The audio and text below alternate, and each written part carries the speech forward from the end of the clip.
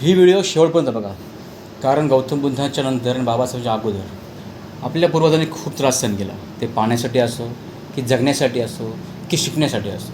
तर मी एक व्हिडिओ बघितली, कालच व्हिडिओ व्हायरल झाली. ती व्हिडिओ नंतर बघा, फक्त व्हिडिओ शेवटपर्यंत बघा, कारण आपण एवढा त्रास सहन केला लास्ट टाईम. तर मी व्हिडिओ बघितली जस्ट कालच. आपले जे मराठी बांधवांचा जे हे चालला आहे, म्हणजे प्रायज चालला आहे आरक्षणासाठी, त्यात एक आपला एक बांधवच आहे. तो बांधव बोलते की आम्हाला पाण्याच्या बाटल्या मागण्यासाठी आम्हाला आमच्या शरीरावरचा भगवा आहे, जो गळ्यामध्ये भगवा कलर रंग आहे, तो साईडला बाजूला काढून आम्हाला बाजूला काढल्यानंतर आम्हाला पाण्याची बॉटल भेटते. तर विचार करा त्यावेळी आम्ही काय सहन केलं असेल. बाबासाहेबांना विचार करा, शाळेच्या बाहेर राहून शिकायला लागलं.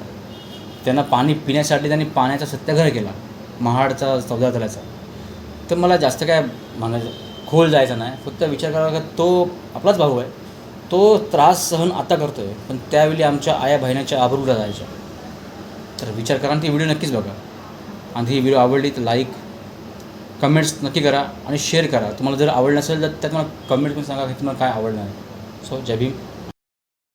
पाण्याच्या बाटल्या घ्यायला आम्हाला हे भगवा बाजूला काढून ही बाटल्या घ्यावा लागते.